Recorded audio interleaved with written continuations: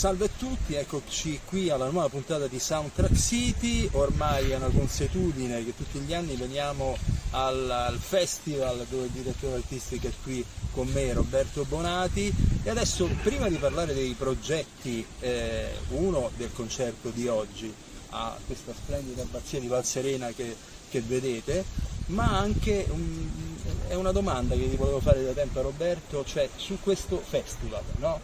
Stiamo parlando di Parma Frontiere, un festival che ormai fa quasi 30 anni, dico bene? Certo. Ecco, ci spieghi un attimo qual è proprio lo specifico di questo festival, che a me sembra un po' una specie di, come posso dire, di isola felice per quanto riguarda il discorso della sperimentazione dell'avanguardia, perché non mi sembra che ce ne siano molti di questo tipo di festival in Italia. Ecco, parlaci un po' di questo festival. Ma il festival, come recita il titolo di quest'anno, Movimenti in piano sequenza, abbiamo scelto questo titolo perché sono 28 anni quest'anno di festival e si può individuare una visione che abbraccia quest'arco temporale e che abbraccia, diciamo, tutte le programmazioni che abbiamo messo in campo.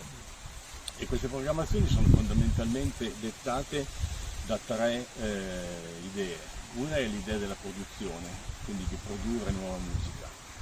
Un'altra è quella della formazione di giovani musicisti e quindi, diciamo, di coinvolgere giovani musicisti, dare commissioni a giovani musicisti, presentare cose prodotte da giovani musicisti. E un'altra è quella dell'ospitalità, diciamo, di artisti già affermati. Queste sono le tre linee guida. E le metterei proprio in quest'ordine, nel senso che io credo che un festival, così come il festival del cinema, i festival del cinema di solito presentano, diciamo, quello che è il panorama attuale dei festival, della scena cinematografica. E io credo che questo sia molto importante. È un festival che si sostiene principalmente con denaro pubblico e quindi io credo che sia importante spendere denaro pubblico nel senso della ricerca, non nel senso della, diciamo, di operazioni commerciali, no? Detta in senso lato, no? Questo. E quindi queste sono, diciamo, le caratteristiche di questo festival. Tu dici giustamente, no, è un'isola felice. Sì, credo che sia un'isola felice perché è stata, diciamo, mi sono preso delle responsabilità nella programmazione negli anni e abbiamo insistito su una linea che è difficile, perché qui si tratta alle volte di presentare delle cose nuove, no? E comunque presentare per esempio nuove produzioni, e quindi c'è sempre il rischio, ma io credo che l'arte debba vivere nel rischio, se no non può funzionare. E quindi ecco, questo è un po' quello che noi cerchiamo di fare. Mi viene di farti una domanda, visto che questo festival ormai ha quasi 30 anni, quindi tu hai abbracciato la scena e il panorama di quella che è stata la musica in Italia, ripeto, da 30 anni, in particolare il jazz. Però perché secondo te la ricerca viene sempre meno battuta a favore del mainstream e quant'altro? Ma perché ci sono tante motivazioni, credo, poi altre che probabilmente sarebbero da individuare. Una motivazione sicuramente è che oggi tutto ciò che è difficile in qualche modo nel campo musicale è un po' tenuto così da parte, no? Nel senso che questo. Quindi qui c'è tutto un discorso, secondo me, sulla funzione dell'arte, sulla funzione della musica e dell'arte in generale. Però succede spesso che persone colte vadano a vedere mostre di quadri contemporanei, leggano libri non facili e poi magari ascoltino invece soltanto canzoni, per esempio. Ma questa è una cosa strana, è una cosa strana, no? Esattamente. È una cosa strana, è chiaro che la musica è un linguaggio molto astratto, è un linguaggio anche che in qualche modo penetra molto e quindi è chiaro che può essere disassante, no? Anche può essere, diciamo, complesso l'ascolto e la ricezione emotiva della musica, per esempio, no? Questo. E un altro problema è quello delle scuole, secondo me, nel senso che ci sono molte scuole di jazz, oggi tutti i conservatori, molti conservatori, quasi tutti hanno, diciamo, corsi di jazz. La situazione io credo che sia molto standardizzata, è diventata un po' accademica, no? C'è l'accademia della tradizione e c'è l'accademia della contemporaneità anche. E io credo che questo sia un gioco pericoloso da qualche punto, nel senso che il livello strumentale generale si è molto alzato, ci sono tantissimi bravi musicisti, idee poche credo, e anche soprattutto idee, ma soprattutto sentimento di passione nei confronti di un'esigenza di espressione. Ecco, poca esigenza e molta bravura, no? Questo.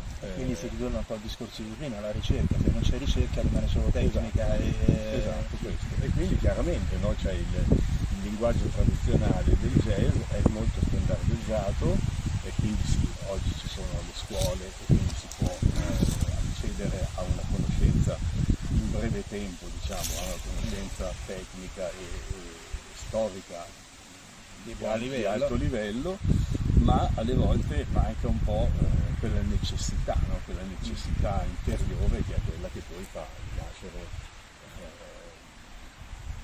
nascere quello che è un prodotto artistico. Quindi dico sempre la differenza tra artista e artigiano, poi alla fine poi è quella. Certo.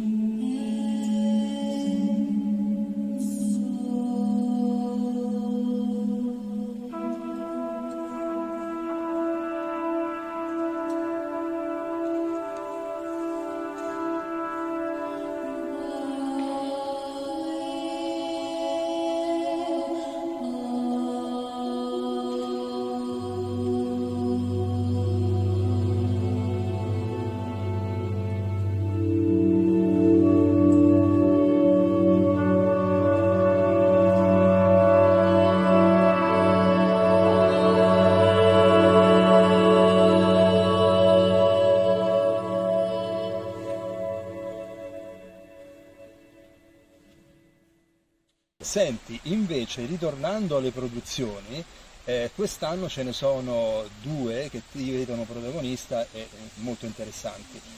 Una è con l'orchestra chironomica che adesso sentiremo, e poi ce n'è una tra qualche giorno invece dove il focus è l'acqua. Sì. Ce ne parli di tutte e due?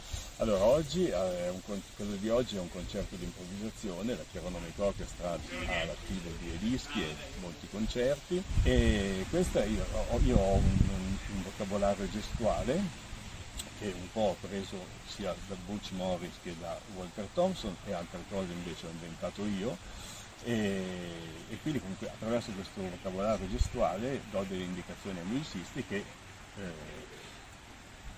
producono della musica e poi io mi metto in relazione chiaramente con la musica che loro propongono, e vicendevolmente si crea questo circolo di energia, questo scambio, questo dialogo, no? tra il mio gesto e quello che loro producono in termini di suono e di musica, e questo è quello che succede. Che poi a spiegarlo sembra difficile, adesso che lo sentirete dagli stralci della registrazione vedrete insomma che è molto più, come dire, semplice da comprendere, ma non da fare, ecco, quello che dice. Sì, di solito è una cosa che ho visto nel tempo che piace molto anche al pubblico, perché assistono un po' a quella che è la creazione della musica, no? Certo, e quindi certo.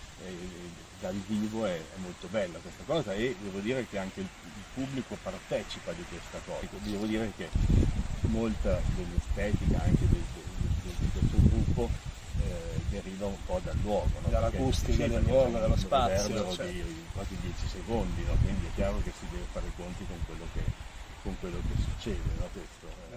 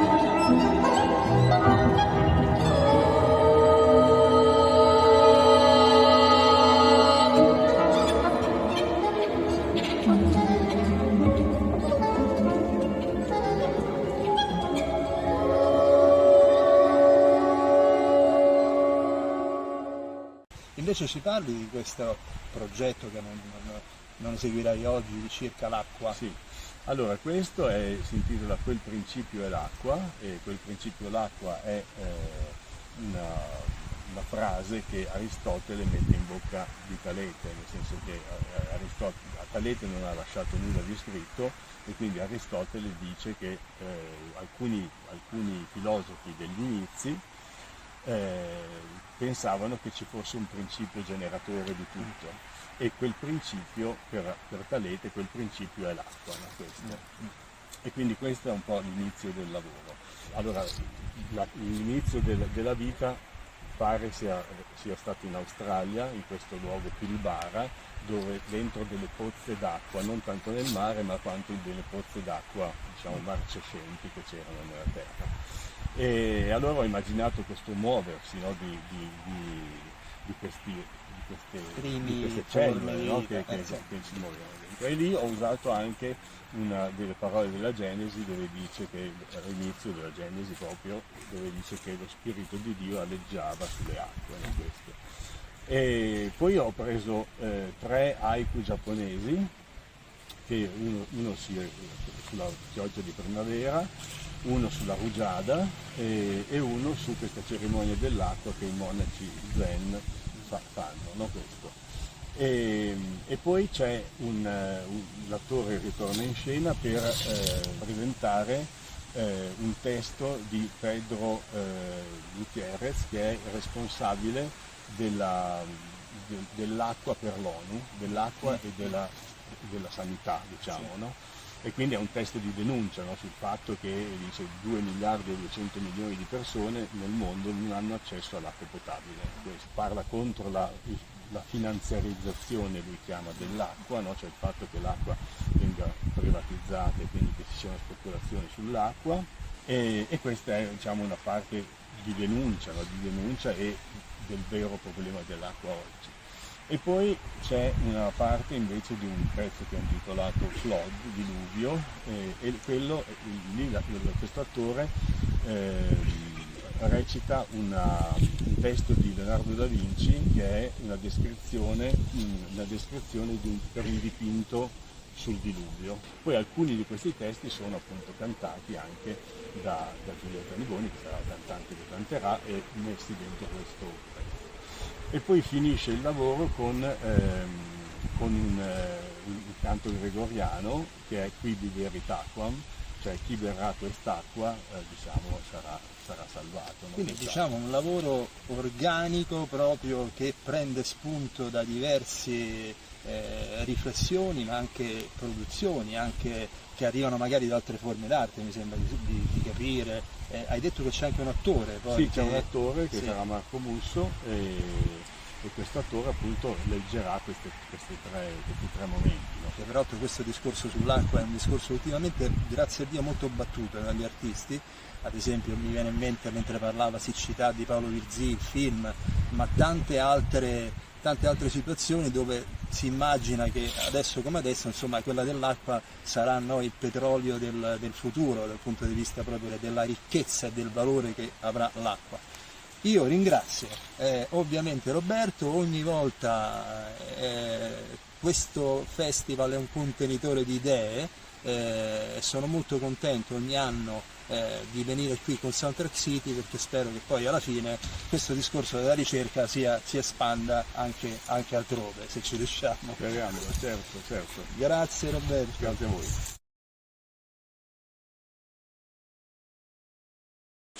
Allora, Alberto Bazzurro, critico e giornalista della rivista Jazz e musica jazz. Musica che dopo tempo ci sta.